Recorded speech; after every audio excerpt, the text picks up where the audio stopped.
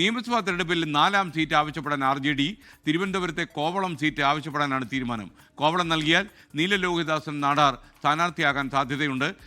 Vinesh Kumar S തിരുവനന്തപുരത്ത് ചേർന്നു. Vinesh Kumar, welcome back to morning show. പറയൂ.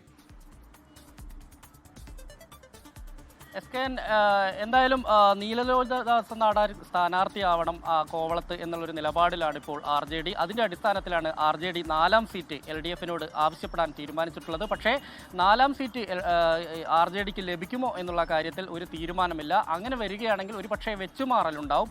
കാരണം നിലവിൽ RJDക്ക് 3 സീറ്റ് മാത്രമാണുള്ളത്.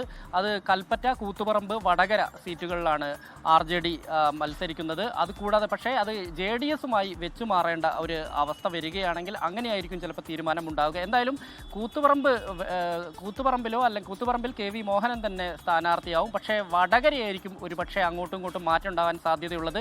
കൽപ്പറ്റയിൽ RJDക്ക് ശ്രേയാംസ് കുമാർ മത്സരിക്കാൻ സാധ്യതയില്ലാത്തത് കൊണ്ട് തന്നെ ഒരു പക്ഷേ അതോ അങ്ങോട്ടും ഇങ്ങോട്ടും വെച്ച് മാറാനായിരിക്കും സാധ്യത. എന്തായാലും നീലലോഹിതദാസ് നാടാർ മത്സരിക്കാൻ തന്നെയുള്ളൊരു സാധ്യതയുണ്ട്. കഴിഞ്ഞ തവണ നമുക്കറിയാം അദ്ദേഹം JDSന്റെ സ്ഥാനാർത്ഥിയായിരുന്നു. അതിനുശേഷം JDS NDAയുടെ ഭാഗമായപ്പോൾ അദ്ദേഹം RJDയിലേക്ക് പോരുകയാണ് ഉണ്ടായത്. ഈ ഒരു സാഹചര്യത്തിലാണ് ആ സീറ്റ് തന്നെ നിലനിർത്താൻ, ആ സീറ്റ് RJD നിലനിർത്താൻ തീരുമാനിച്ചിട്ടുള്ളത്. ആ സീറ്റ് തങ്ങൾക്ക് വേണം എന്നുള്ളൊരു ആവശ്യം ഉന്നയിക്കാൻ തീരുമാനിച്ചിട്ടുള്ളത്. എന്തായാലും ഇക്കാര്യം LDFിൽ ചർച്ച ചെയ്യും എന്ന് തന്നെയാണ് ഇവരുടെ മുതിർന്ന നേതാക്കൾ വ്യക്തമാക്കുന്നത്. ബീഹാറിലാണ് ഇപ്പോൾ നാടാരുള്ളത്. നാടാർ തിരിച്ചെത്തിക്കഴിഞ്ഞാൽ ഉടൻ തന്നെ ഇതിനൊരു തീരുമാനമുണ്ടാവും എന്ന് തന്നെയാണ് ഇപ്പോൾ നമുക്ക് ലഭിക്കുന്ന വിവരം. ലോകത്തെവിടെയായാലും ഏത് സമയത്തും 24 വാർത്തകളും ഓഗ്മെന്റഡ് റിയാലിറ്റി പാക്കേജുകളും എക്സ്പ്ലെയിനറുകളും വിശദമായി കാണാൻ ഞങ്ങളുടെ YouTube ചാനൽ നിങ്ങൾക്ക് സബ്സ്ക്രൈബ് ചെയ്യാം.